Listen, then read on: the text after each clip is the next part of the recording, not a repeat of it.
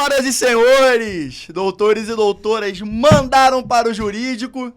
Estamos aqui de volta. Esse é o Manda pro Jurídico Podcast, o podcast que tem como objetivo de juridicar o juridiquês. Eu sou o Rodrigo Ávila e estou aqui novamente, muitíssimo bem acompanhado de Natália Dias e Pedro de Regina. Como vão? Meu amigo, Tá mais ou menos. deixa eu te falar uma coisa. 9h46 de sexta, sendo que hoje eu fui dormir às 6 da manhã. Faz a conta dessa matemática na vitrine, aí. Pedro? Não, pior que não, tava trabalhando. Olhem o grupo de vocês que tem lá a minuta enviada. É verdade. É verdade. Quantos litros de café hoje? Ah, Não. isso aí nem aí ele sabe, né? Cara, não Falando vamos nisso, falar que vai que o Drauzio Varela tá ouvindo a gente, ele vai Rapaziada do cancelar café, a gente. paga nós, né? Pô, a É gente, mesmo, hein? nós somos Precisamos. ávidos consumidores, estamos aqui no Agora. Isso aqui é uma plataforma de branding, de marketing. Estamos aqui louco pra ouvir vocês. Cara, eu sou, todos os meus amigos sabem o quão bebedora de café eu sou. Assim, eu como garota É propaganda uma de necessidade. café, É uma necessidade da Pô, advocacia, eu acho. vamos Faz explodir. Da vida. parte. É, da vida. Da vida. Ai. Quem não gosta de café é porque ainda não aprendeu como a vida é difícil. Gente, mas que É. tristeza Caralho, pra uma mandou uma sexta-feira. filosofia meio... É, pra uma coisa triste, É. sexta-feira Mas é. à noite, não, Isso aí, gente. O café te abraça nos momentos difíceis. Que Não, isso? meu Ele café é me seu afago. abraça em todos os momentos. Hoje a pauta é filosofia? É. Café filosófico. Café com filosofia. Café com filosofia, ó, galera. Eu já faria um podcast assim. Café com filosofia. Cada um traz uma vertente. Aí, MPJ Corporation. Eu vou Aí ser vai ter- estoico com certeza e vocês escolham o lado de vocês aí. ai, gente. Eu sei lá o que eu sou, mas sabe o que ele vai falar sobre qual assunto vai ser hoje? Receba! Receba! Melhor do mundo, graças a Deus. É ele, o Luva de Pedreiro, o cara da Luva de Pedreiro. A gente vai tratar aqui não só da narrativa, né, do que vem acontecendo, porque eu acho que se você abrir a internet, você já sabe. E se você não abrir a internet, vai estar no Fantástico. Ou seja, se você não sabe quem é esse cara e o que está acontecendo, cara, você não está tendo acesso aos meios de comunicação básico da nossa sociedade, né? É a galera da Terra plana. Você está vivendo na caverna de Platão, seguindo o nosso papo filosófico, como é que vai ser? Pô, hoje vai Café ser com profundo. filosofia. Hoje quem diria, né? Café com 9h46 de sexta-feira, a galera sextando, a gente aqui falando de filosofia. Rodrigo, Se tem uma Rodrigo coisa que eu não Pedro. esperava ver, o meio da caverna de Platão numa Gente, sexta-feira. eu ando no 220 até a hora que eu desligo. Pode ser que eu deixe shutdown aqui a qualquer momento. E aí vocês sigam, que é só... Vamos que vamos. Então, Só foi. antes que a Natália desligue, vamos começar aqui. Eu acho que é importante traçar um básico, né? Que o resto, pô, tá no Fantástico, tá na internet. Eu tô com um pouco de tosse, desculpa, gente. Mas enfim, o Luva de Pedreiro foi um moleque de 20 anos, que tem um carisma absurdo e que tem um chute muito bom, que põe a bola na gaveta e ele desenvolveu um bordão que pegou absurdamente. O mundo inteiro começou a reproduzir o bordão dele, fazer jogadas que ele faz, e ele despertou interesse de vários players do mercado esportivo. Hoje em dia a gente pode dizer que ele é um dos maiores, se não o maior, influenciador esportivo não atleta do mundo. E, naturalmente, isso num mundo em que a influência é um negócio, desperta interesses de muitas pessoas que vão, interesses profissionais. Nesse sentido, o Luva de Pedreiro inicialmente fez um contrato com um empresário específico, que inclusive recentemente fez uma entrevista esclarecedora mostrando o lado dele, né? E, cara, foi a partir de algum determinado momento lá, começou a questionar a conduta profissional desse cara com o Luva. O Luva é um cara do interior da Bahia, né? Uma origem muito humilde, de um povoado da Bahia. E, para ter noção, tem certos vídeos que aparece ele provando pizza pela primeira vez na vida com 20 anos de idade. Quer dizer, é uma origem muito, muito humilde, assim. Praticamente dentro da caverna de Platão. E... Sexta-feira filosófica. É isso. Quem diria? E Luva a de partir pedreiro com daí filosofia. começou a se questionar isso e em determinado momento apareceu um outro grupo de empresários que começou a fazer uma disputa da carreira do Luva. E, bom, existem diversas questões profissionais entre esses dois polos da relação, né? Mas também existem questões jurídicas que devem ser tratadas e fora do tribunal da internet. Porque eu até falei essa frase com o pessoal aqui fora e um amigo nosso gostou da frase e eu vou começar a usar aqui, tá? O tribunal da internet não admite recurso. Só que o nosso tribunal, né, o judiciário, existe um rito e que a gente tem que respeitar para que a gente consiga manter uma civilidade mínima na nossa sociedade. E com isso a gente vai abordar aqui as pautas e todos os meandros contratuais dessa disputa que está ocorrendo com relação ao influenciador em questão, que é o Luva. Eu acho que, inicialmente, a gente tem que começar a falar e bater numa tecla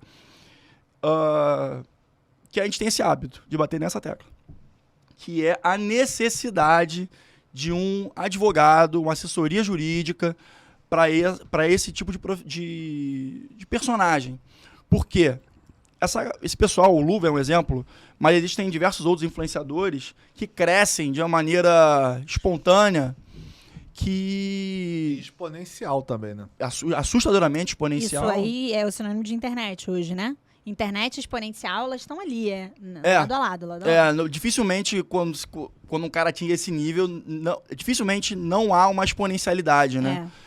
E você não ter uma assessoria jurídica especializada, pelo amor de Deus, especializada. Não vai contratar um advogado que não tem nada a ver, que não tem nenhuma familiaridade com contratos de ambiente digital para fazer isso.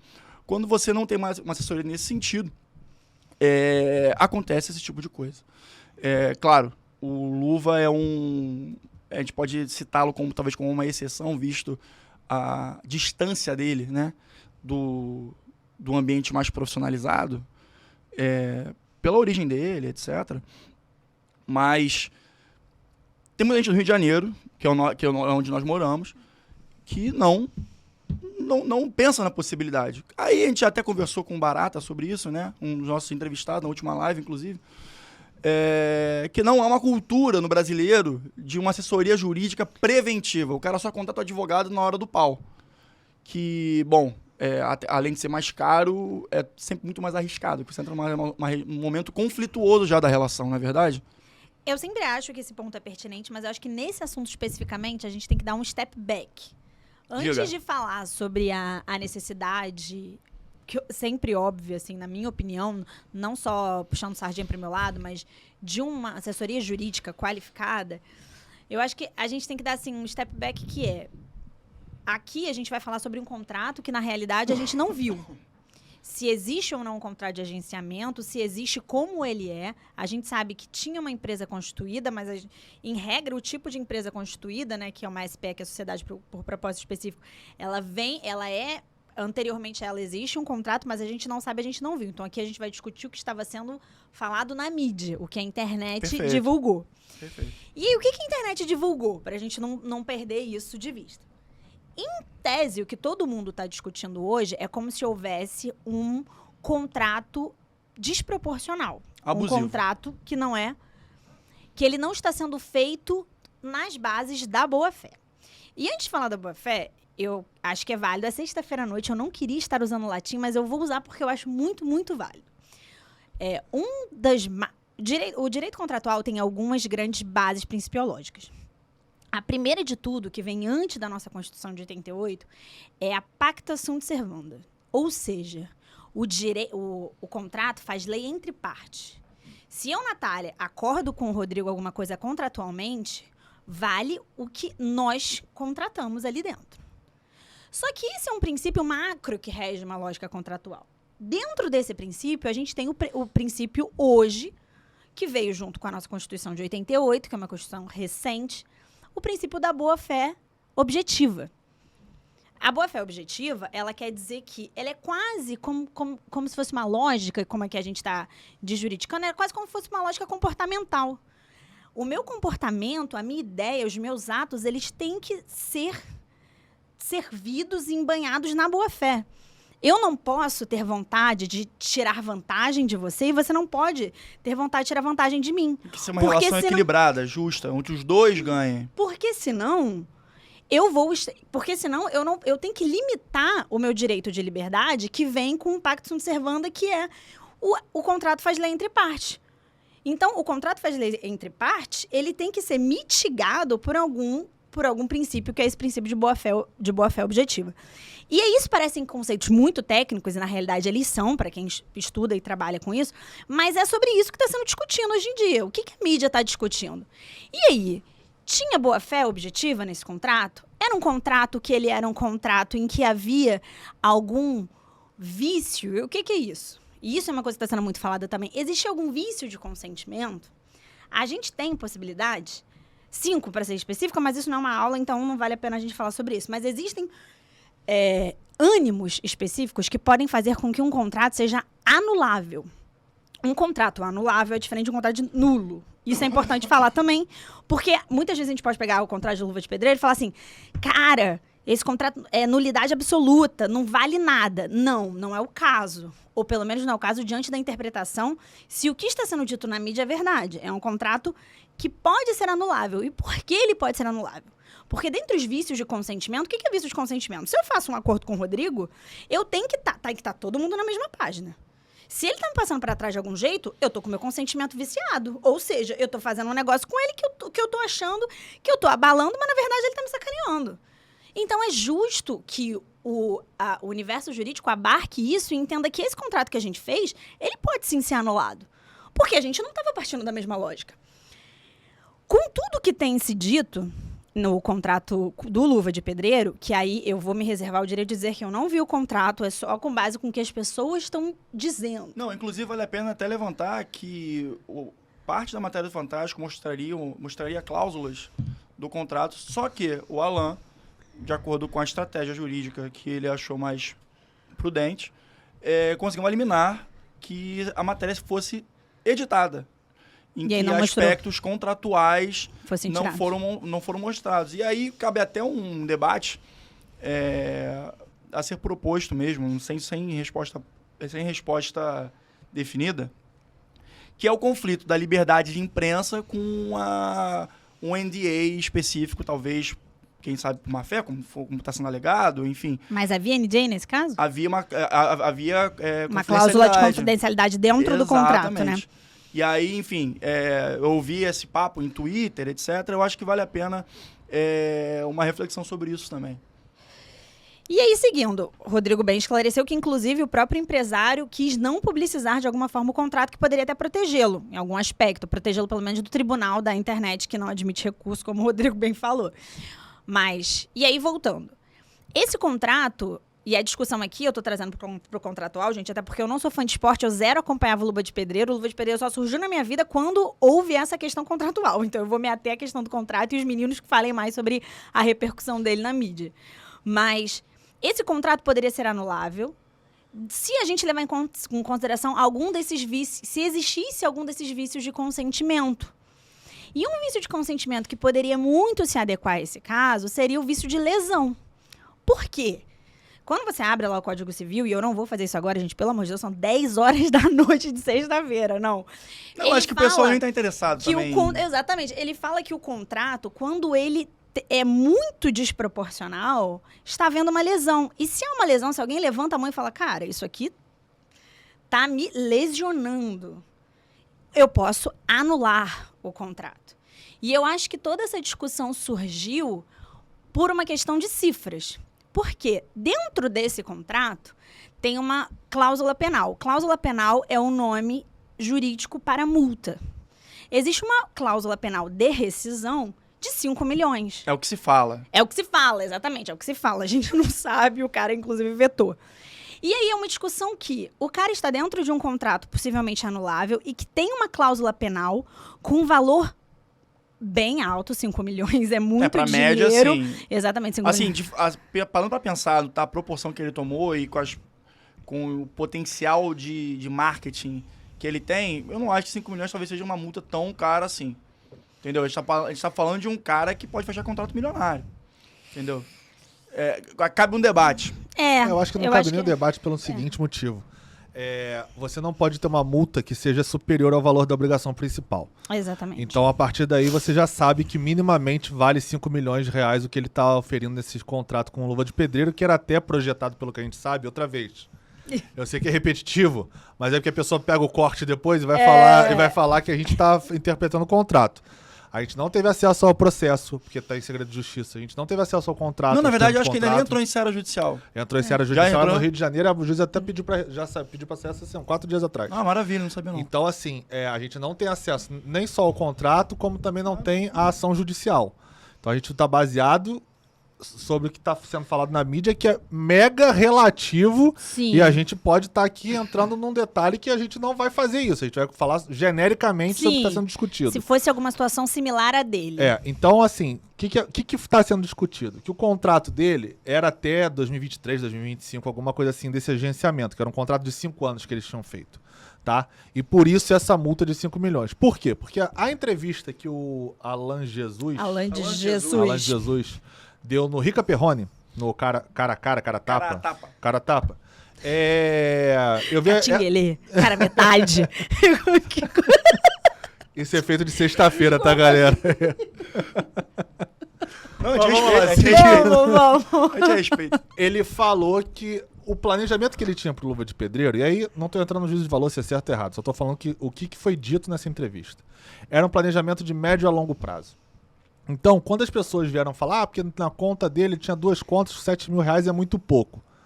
Mas o planejamento, outra vez, pelo que foi na entrevista do empresário do Luva de Pedreiro, eu tinha um planejamento a longo prazo, eu já tinha fechado com uma marca de relevância mundial, não fazia sentido eu fechar com marcas pequenas, porque eu desvalorizo o meu ativo e tal. Ele dá lá a explicação dele, depois se quem quiser marca seria a Amazon.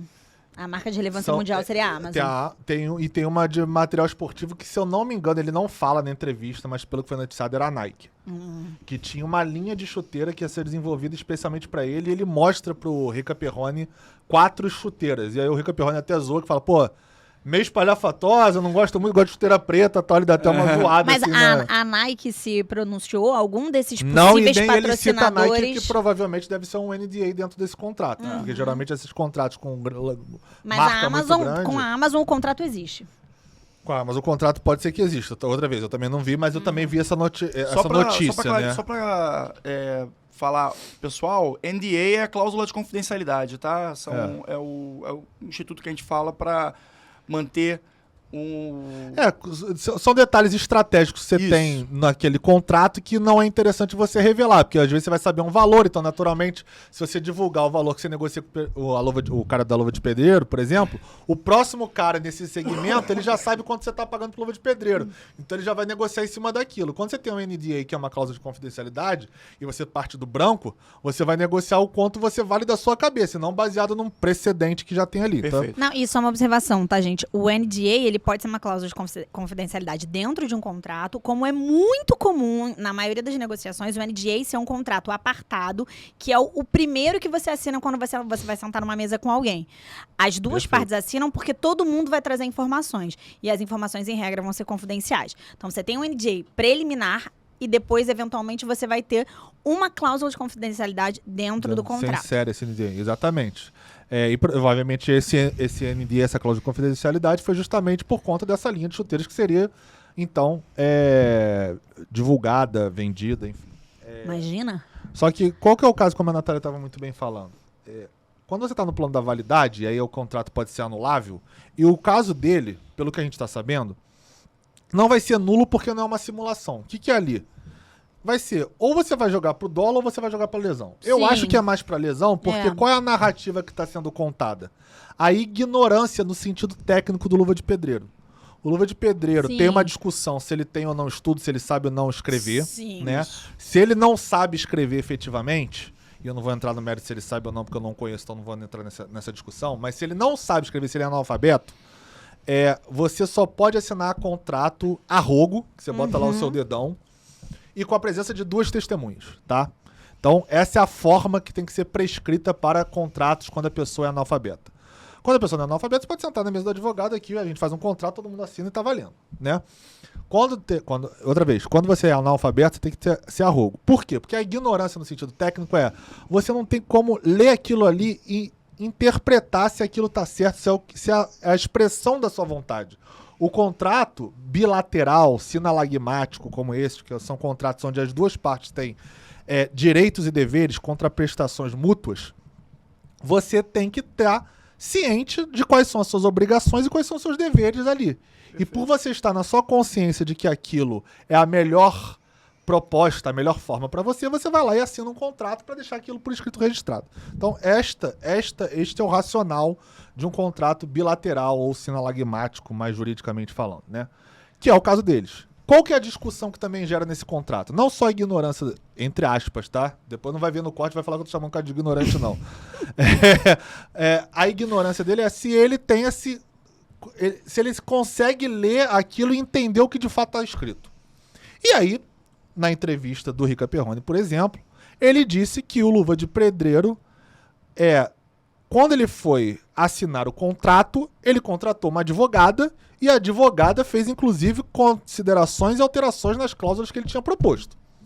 Então, a cláusula de rescisão. Foi a perfeito, da rescisão. Que ele queria que fosse bilateral, não é isso? Exatamente. A cláusula de rescisão impunha uma multa só para o Luva de Pedreiro. E a advogada entrou no circuito e falou: esta mesma multa que você está impondo para ele, se for ao contrário, você também vai sofrer. E ele aceitou. Nas palavras dele, outra vez, a gente não viu o contrato, mas foi o que ele disse. Então, a partir do momento que você, mesmo sendo um ignorante, contrata um serviço técnico, que é a advogada, para analisar o seu contrato, você sai dessa justificativa legal, dessa questão de anulação do contrato, anulabilidade do contrato, porque não está mais caracterizada a partir deste momento a lesão, o dolo, ou seja lá o que você vai discutir nesse caso concreto.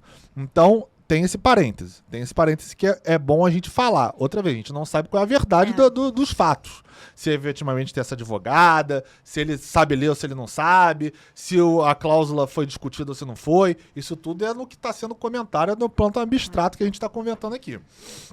Então, a boa-fé que a Natália estava falando, que é o 422 lá do Código Civil, para quem é advogado aí dá uma olhada, ela faz essa Ninguém previsão. quer, Pedro, sexta-feira ninguém quer. Pedro. Tem sempre um advogado que está estudando um concurso, é verdade. É verdade. E aí tá lá previsto que tem que ter a boa-fé objetiva, que era uma coisa que veio no Código Civil de 2002, inclusive. Porque no Código Civil de 2016, que era o anterior do nosso, não tinha essa previsão expressa. Em 1916. Não tinha essa previsão expressa. Em 2002, o Código Civil abarcou este instituto tipificado no 422 lá, que ele fala a questão da boa-fé, da probidade e da transparência. Sim. Porque tem que ser transparente. Eu tô negociando com você, não é pra eu botar aqui numa entrelinha alguma coisa que você não vai entender o que eu tô pensando. Não, é pra todo mundo ser transparente ali, todo mundo fazer o seu e ganhar o seu, Cara, entendeu? e só um complemento mega válido. Tem uma lei que particularmente eu gosto muito, que é de 2019, é a Lei da Liberdade Econômica. Essa lei tem uma disposição muito boa que os advogados ainda não se ligam muito nela. 113, parágrafo 1º, inciso 4. Você vai até sabe o que eu vou falar. Que essa lei trouxe que os negócios jurídicos devem ser interpretados em benefício de quem não redigiu o contrato. Exatamente. Olha como é que ela se complementa. Gente, eu fico até emocionada, que eu adoro direito. Olha como é que ela se complementa com o Código Civil de 2002. Perfeito. É perfeito, porque você tem a necessidade da boa-fé objetiva, que é diferente da subjetiva, que é um conceito grego, e você também tem agora uma lei de liberdade. Olha, a lei é de liberdade econômica. E ela pega e diz, olha, se você tem um negócio jurídico feito entre duas partes, mas uma delas redigiu o contrato, a leitura do contrato ela é em benefício de quem não redigiu. Cara, isso é muito bom. Isso traz uma responsabilidade ao redator do contrato que é fundamental para você, quando se pensa nas tratativas pré-assinatura do contrato e pré-elaboração do contrato. Sim. Então, se você elabora o contrato com, de repente, alguma malícia e no cenário atual, você está jogando contra você mesmo. De acordo com a nova legislação. Na verdade, ela não é tão nova assim. Eu tô até procurando aqui com o artigo, acho que é o 464, que já falava do contrato de adesão. O contrato de adesão já tinha essa previsão expressa, onde ele já estabelecia que, em desfavor de quem escreveu, a interpretação de quem não escreveu né? Se eu interpretar de outra forma e eu não escrevi, a interpretação vai ser benéfica a mim. Por que era no contrato de adesão? Porque quando você assinava lá com uma prestadora de serviço de telefone, de internet, você não tem como alterar a cláusula. Então, se você tiver algum problema com a prestadora de telefonia, por exemplo, não é justo que, se você não participou efetivamente daquele contrato, na redação, na edição daquele contrato, que, se você interpretar de outra forma, seja mais benéfico para quem escreveu. Tem que ser mais benéfico para mim, que não escrevi e não participei. Então, se eu interpretei de outra forma, aquilo tem que me proteger. Que é a mesma coisa que também já existia no Código Civil. Se eu não me engano, é o artigo 47 do Código Civil, ele já faz essa previsão de que o consumidor que não tenha participado ou redigido a cláusula, aquilo vai ser interpretado a favor. E que também já existe no direito internacional. No princípio de Nidroá, se eu não me engano, é 4.6.2, a cláusula, ele também prevê expressamente que quem fez o contrato internacional e redigiu aquela cláusula, e naturalmente você conseguir detectar quem de fato escreveu, esta cláusula é interpretada a seu desfavor. E sim a favor de quem não escreveu. Então, o Código Civil, a medida provisória de 2019, que foi convertida em lei, e que é o 113, parágrafo 1º, inciso 4º do Código Civil, ela faz justamente essa previsão, corroborando com o que a gente já tinha em outras legislações aqui no Brasil. Mas aí só uma observação. A gente já tinha numa ótica consumerista. Sim. Que é uma relação dada como uma relação de...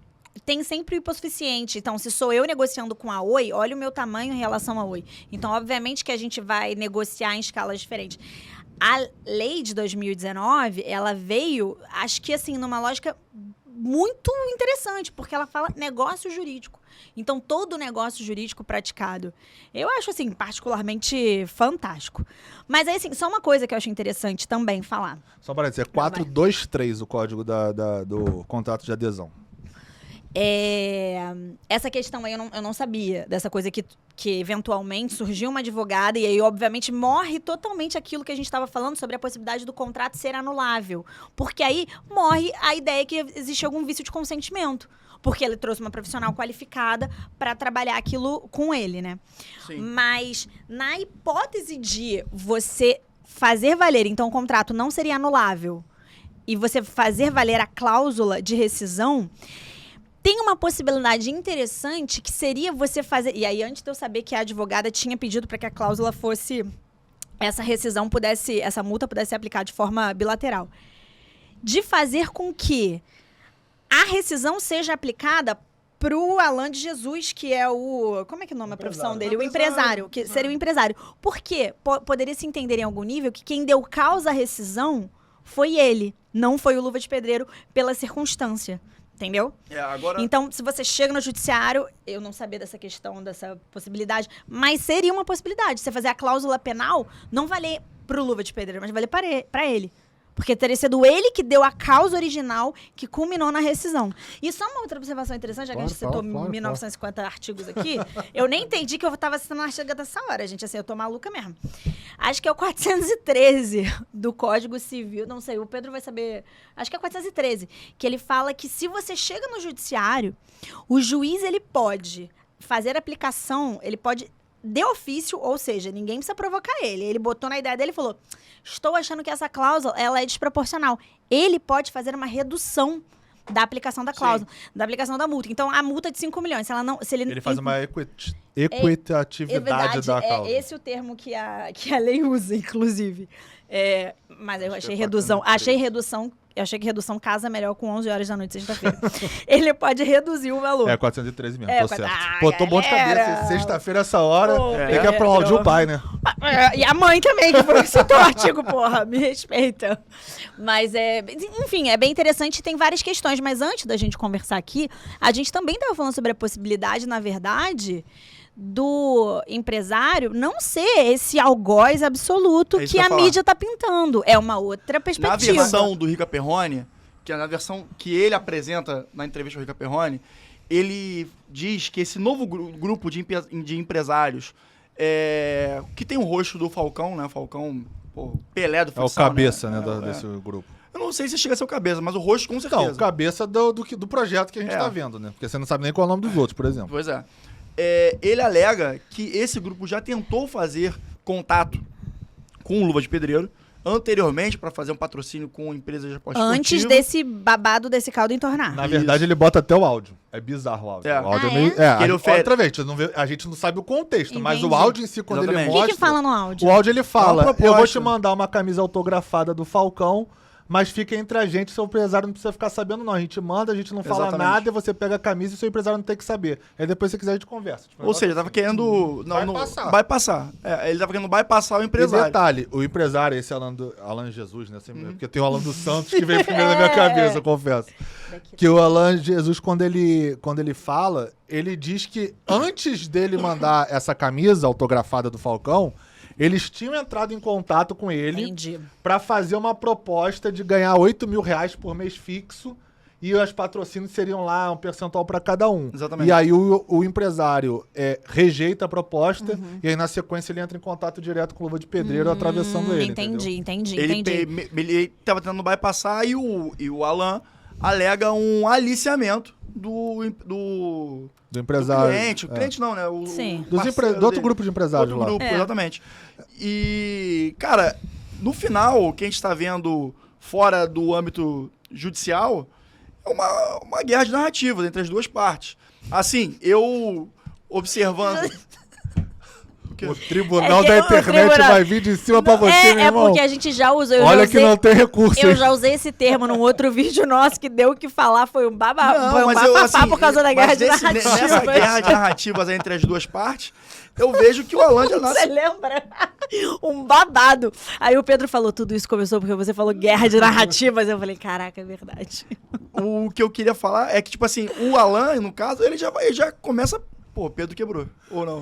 Quebrou o quê, cara? Você tá igual um cantor de jazz segurando esse microfone aí. Eu achei que ele tava mais pagodeiro, mas é porque eu já tenho Não, uma... mas o que eu tô uma visão falando é que pagodeira. o Alan, ele já nasce nessa guerra numa desproporção muito pesada, porque é o Falcão e o Luva de Pedreiro contra um cara que não era conhecido na grande mídia, entendeu? E é um cara, assim, carismático. E que o Brasil abraça. É aquele cara humilde, carismático, que venceu na Exato. vida, ficou famoso. Exato. Contra o empresário que tem o estigma do cara que tá ali pelo dinheiro. Não, pra tirar os inclusive, outros, foi né? até A isso. gente sabe que no Brasil a- o tribunal da internet já tem essa interpretação. Não, e é isso que a gente até tava falando agora no nosso pré-podcast ali atrás, conversando. A gente até falou isso, que esse storytelling dele, que eu acho que é com certeza verdadeiro, que ele é um cara humilde, veio de uma cidadezinha muito pequenininha, quase um povoado, corrobora muito com essa lógica de que é um contrato, aí voltando pra ótica jurídica, de que é um contrato anulável por eventualmente um vício de vontade que pode ser ou uma lesão ou um dolo, depende de como você interpreta. Exatamente. Porque você pega o cara como um cara muito humilde, ou semi-analfabeto, ou um alfabeto funcional, ou seja, ele sabe ler, mas ele não consegue interpretar. Então, até a figura dele corrobora com uma estratégia jurídica. Sim, com Não certeza. eu não estou dizendo que isso possa ter sido usado dessa forma, mas Eu tenho certeza que foi usado Funciona. porque você não ouve o Luva de Pedreiro da entrevista, reparou isso? ele não fala, né? Ele não A fala. verdade é é que- sempre os empresários ou nota ou alguma coisa. É mas verdade. você não vê ele em programa... Você já viu ele em algum podcast? Não. Você já viu ele em Mas alguma eu particularmente entrevista? nunca vi ele em Nada. lugar nenhum. Até a entrevista que ele deu, se eu não me engano, Cabrini. Gente, adoro ele. Que o Cabrini, ele recebeu o empresário e recebeu o Luva de Pedreiro. É super editada e é super tendenciosa, porque ele vai falando, o cara veio do nada, se ferrou, não sei o quê. Aí ele vai falar com o empresário, ele só solta as frases emblemáticas, assim, do Luva de Pedreiro.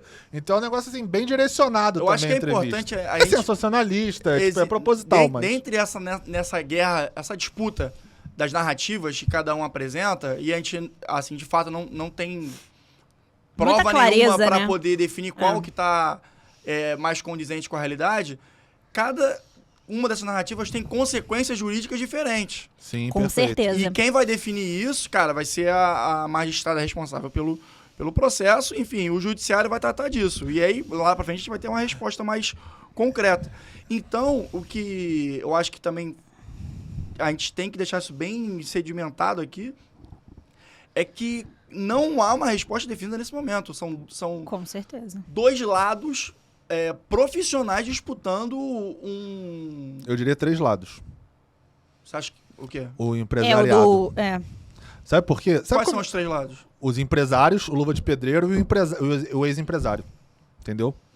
o empresário atual, Sabe o que eu acho que vai o dar? Alan de Jesus e o Luva de Pedreiro. Assim, outra vez, a gente não pegou o processo, a gente não pegou o contrato, é muito difícil a gente até tomar parte de algum lado ou outro do seu ponto de vista jurídico, né? Porque Não é a nossa proposta. A gente não tem como fazer isso sem ler o documento, sem ler o processo. Mas o que eu acho que vai ter? Eu não acho nem que o empresário esteja 100% certo, nem 100% errado, como o Luva de Pedreiro, a mesma coisa. Eu acho que nenhuma das duas partes são virgens no que fizeram, mas também nenhuma das partes são estão ali super transparentes. Eu acho que teve alguma margem ali pros dois. Eu acho que no caso, entre a disputa entre o empresário e o Luva de Pedreiro, vai sair um tucoque. Eu acho que vai ser a solução jurídica, que pra quem não sabe eu tenho um comportamento que não é condizente com o que a gente contratou, mas você também tem, então é aquele fogo cruzado.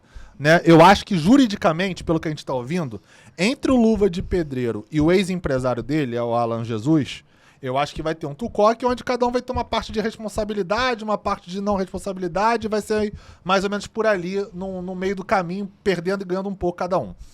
Mas eu acho que entre o ex-empresário e os atuais empresários, ou o atual grupo de empresários, eu acho que vai sim ter uma ação de aliciamento do ex contra o atual grupo, e eu acho que este atual grupo vai perder, mas vai continuar sendo o empresário dele. Mas aí a gente tem que levar em conta, sendo factível a narrativa do ex-empresário, no caso do Alan de Jesus, ele tem que fazer, no mínimo, alguma prova disso que ele tá falando. Porque, assim, é isso que a gente tá falando. Claro. A gente fala, assim, com base, assim, numa leviandade do que o cara fala numa entrevista com o Rica Perrone. Então, é uma coisa extremamente... editada e subjetiva. Exatamente. E midiática. Exatamente. Ele é o famoso joguei pra galera, né? Agora, deixa eu fazer uma perguntinha pra vocês aí. O lado que acabar... Entre os empresários, claro. Que acabar ganhando essa disputa, né? Do aliciamento ou não, enfim. Vocês acham que cabe algum pedido de dano moral ou material com relação eu acho que questão? aí você tem que ver... Eu acho, assim, pra mim, eu consigo ver com mais certo o moral do que até o material. Porque, cara, vamos supor que o Alan esteja correto, ou tem a razão jurídica. Ele teve a sua vida totalmente invadida, ele sofreu o cancelamento, ele, no Rica Perrone, fala que não consegue deixar o filho na escola. Que no caso dele... E não só isso, uma credibilidade de mercado que disse que ele tem uma trajetória longa já nesse meio. Então, uma vez você... Ele foi empresário do Thiago Silva. Tem relação com o Thiago Silva, o zagueiro da seleção brasileira, inclusive. Não sei se ainda enfim. Não é mais. Pelo que ele falou, não é mais, mas ele teve. Então, você tem um dano à sua imagem profissional dessa forma que, cara, é imensurável. Então... Eu acho que, assim, na eventualidade, no primeiro momento do bloco do pod, a gente falou na eventualidade do empresário ter agido com vício de vontade. Agora, na hipótese de não existir o vício de vontade, eu acho que ele poderia entrar com uma ação, inclusive pedindo dano emergente e lucro cessante, porque neste período, e eu acho que por um período, inclusive... Ele alega que investiu R$200 mil no Luva de Pedreiro em 3 ou 4 meses aí de parceria. E pagava alguma coisa que ele alega... Alguma coisa que ele alega, ele prova minimamente? Então, várias coisas ele mostra. Ele não mostra no coisa porque tem um segredo de justiça, então também não faz sentido ele mostrar. Mas ele mostra pro Rica Perrone e o Rica Perrone fala: é verdade, o que ele tá falando tá aqui. Ele fica confirmando. Eu não vi, mas os dois estavam falando e eu acho que o cara não falar. O Rica Perrone não leria uma coisa falar que sim, a gente tá porque isso aí também razão. Isso aí também pode ser uma ótima estratégia, porque o cara joga pra torcida e hoje em dia o tribunal da internet cria laços e cria storytelling. Então tinha o storytelling que ele era o malvado, agora tem o storytelling, na verdade, que existe um malvado mais malvado que o malvado, porque aí é o empresário mais casca-grossa do que o cara. O inimigo agora é outro. Exatamente. É uma coisa da tropa de elite, entendeu? Agora, tá em cima. Isso pode ser também uma estratégia, porque o tribunal da internet fica mais... Existe uma polarização maior, porque antes era todo mundo achando que o cara era um escroto, agora tem uma polarização maior. E até isso ser discutido judicialmente, já morreu. Já perdeu o interesse então, do consumidor da internet. Pode ser uma estratégia também de você jogar pra torcida e falar, não, eles estavam tentando aliciar. Mas aí quando você vai discutir judicialmente, é daqui a um ano e meio, quando tiver a primeira decisão de pré-licença, você fala, ih, cara, realmente o cara não provou nada. Até porque tem um detalhe, né? O STJ teve uma decisão recente dizendo que prova de WhatsApp não vale. Então, É verdade. se tudo tá no WhatsApp dele, não tem nada por escrito, e aí? Como é que fica Não, o STJ? Vai cair você nesse colo. Não, aí ainda com tem outra você. E aí, questão esse também. exato. A gente tá falando isso do lado do Alan Jesus, o antigo empresário. Uma vez esses novos empresários mostrando a razão jurídica e o juiz decidindo em favor deles, cabe também uma ação de dano moral e danos, enfim, danos materiais, seja lá qual for, porque o cara tá alegando que teve um aliciamento, então mal ou bem também tem um Sim, dano tá à imagem, prejudicando a imagem do cara. a imagem profissional dos caras. Quer dizer... Só sei que quem ganhou nessa história foi o Luva de Pedreiro e, eventualmente, quem vai estar dividindo ali o lucro junto com ele, porque o hype do cara explodiu. Eu, particularmente, não conheci o Luva de Pedreiro, assim, muito superficialmente, fazia a menor ideia da proporção dele, e agora o Luva de Pedreiro é um cara que, pelo menos uma vez por dia, eu leio alguma notícia, nem que seja uma manchete sobre ele. Ele tá ganhando muito dinheiro agora, mas uma coisa que eu paro pra pensar, que não é nem uma discussão, mas só porque você falou isso, agora eu vou levantar essa bola, será que isso dura a longo prazo do jeito que ele está fazendo? Como negócio? Como Ou Luva como negócio? negócio? Daqui a 10 anos, ele tem 20. Será que com 30 anos ele vai fazer a mesma Mas coisa? eu acho que não como nada na internet. Porque, por exemplo, o que é que o Luva de Pedreiro hoje produz? Ele ganha em cima TikTok. ele TikTok. monetiza em cima da imagem dele. Mas Imagem o que a dele. imagem dele traz? O que ele agrega? De verdade, eu nunca vi. Eu vejo nele um potencial de Acho que ele é captação de criança. Público infanto-juvenil muito forte. Que foi uma das coisas que o empresário dele falou, que não fechou com esse grupo do Falcão, que rejeitou a proposta, porque eles são vinculados a um Uma empresa de aposta esportiva. ex-bet da vida. E E aí seria- ele falou, cara, a gente tem o público pra criança, é uma Seria- coisa muito manipuladora, eu não gosto, não interessa esse projeto pra mim. Entendi.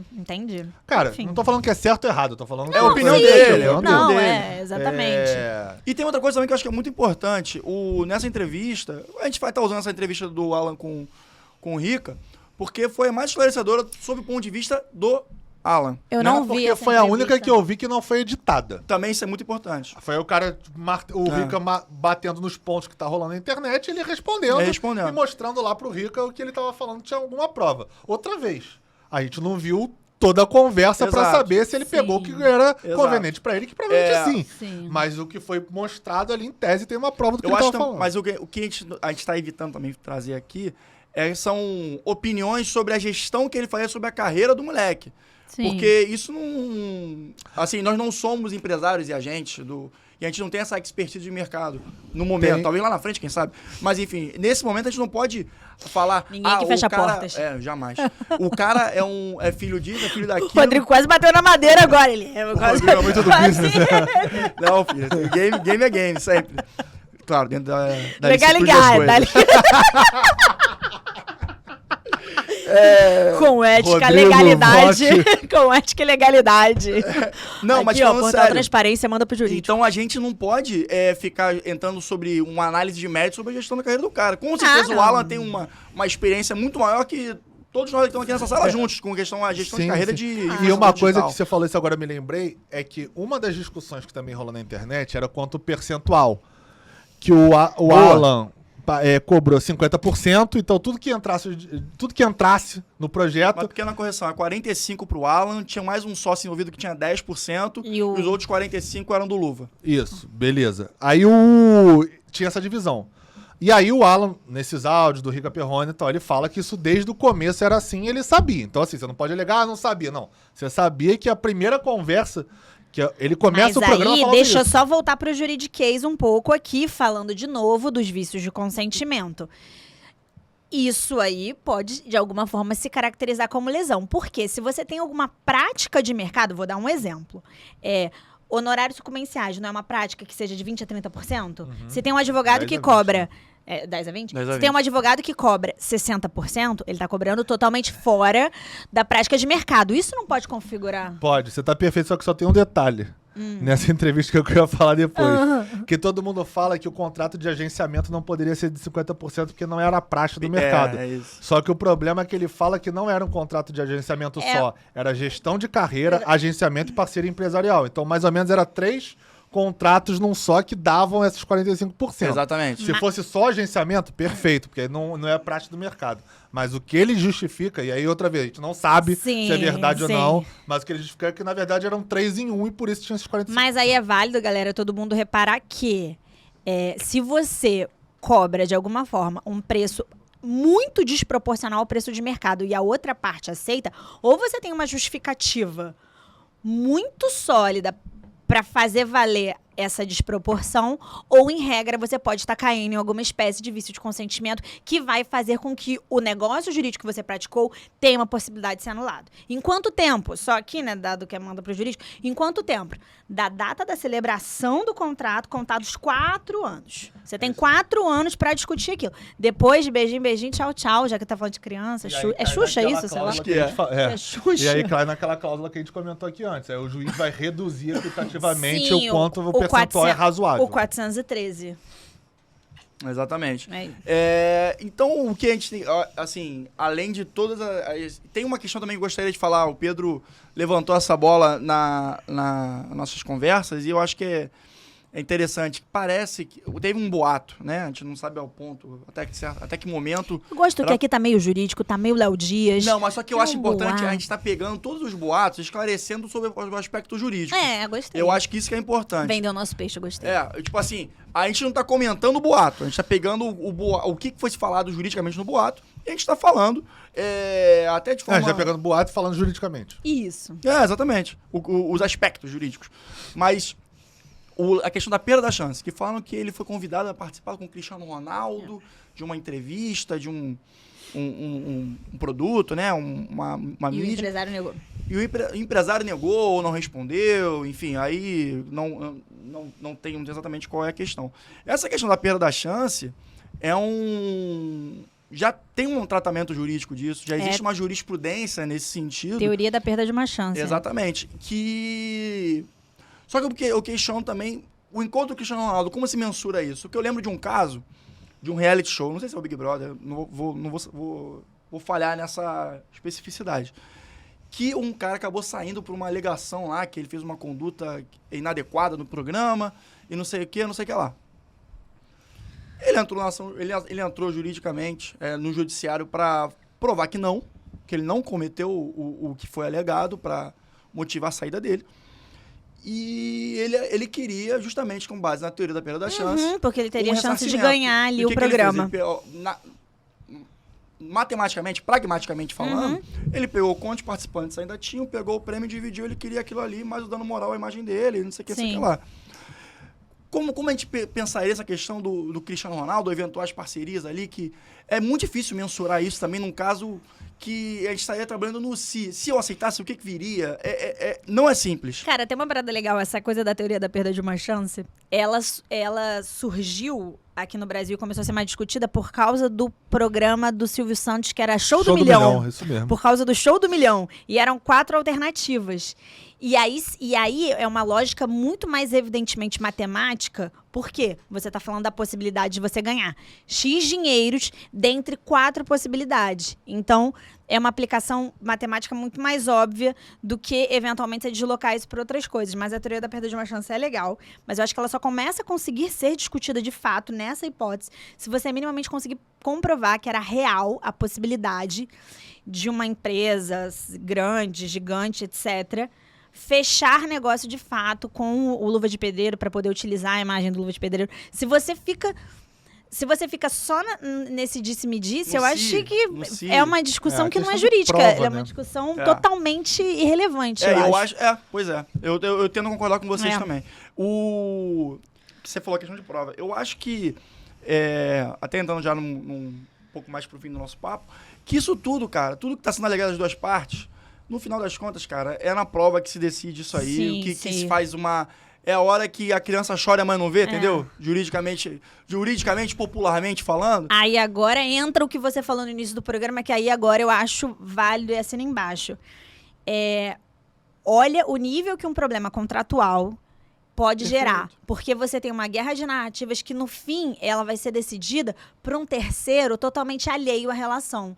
Que aí vai ser, num primeiro momento, um juiz, e depois você pode ter uma turma colegiada, ou seja, vários juízes decidindo aquela questão, mas ainda assim são terceiros totalmente estranhos à relação. Então, quando você não tem, de fato, uma assistência jurídica adequada, você tira de você o direito de decidir sobre o seu negócio, sobre a sua vida, sobre os seus rumos financeiros. Porque você vai dar isso para um terceiro, que é o judiciário. E eu, apesar de ser advogada, não gosto de deixar as coisas na mão do judiciário. Porque aí leva totalmente de mim a chance de controlar o que vai acontecer. Não existe controle dentro do judiciário. Não existe. É verdade. Então, fica aí realmente corroborando o que o Rodrigo falou no início, de que contrate um bom advogado. Um advogado especialista. Isso aí, não adianta contratar um advogado trabalhista para resolver contrato. e um isso. advogado tributário para fazer uma questão trabalhista. Com Não tem certeza. como. É como você contratar um ortopedista para cuidar do seu coração. Não faz sentido, entendeu? Então, isso... A menos que você se apaixone por ortopedista. Gente, que piada horrível. Meu Deus, agora eu entendi. Demorei para entender. Complicado. Cara, a Natália tá bem hoje, não. Platão... Rodrigo, Pedro, eu tô exausta. Minha semana foi de cão. Eu acho que eu vou estar bem. Eu tô sobrevivendo com piada desconexa. É só isso. Pensou? É só assim. Loucura. Tô assustado, coitado do Diego hoje, né, amigo? Diegão, Ai. fé hoje, irmão. Mas sabe uma coisa, só Muita pra força. fechar aqui Diga. esse assunto? Uma coisa que me deixou intrigado foi que a juíza que pegou esse caso inicialmente, que foi a que deferiu a liminar pro Fantástico, não apresentar a sim. notícia e tal, logo que teve essa história, ela saiu do caso agora, essa semana. Foi suspeita? Ela se declarou incompetente pra jogar a causa. E aí entrou uma outra pessoa. Entrou uma outra juíza. Não, mas declinou Não, o juízo? Ela é foro íntimo. Saiu. Ah, é? Suspeição. Ela falou que não vai mais jogar a partir dali.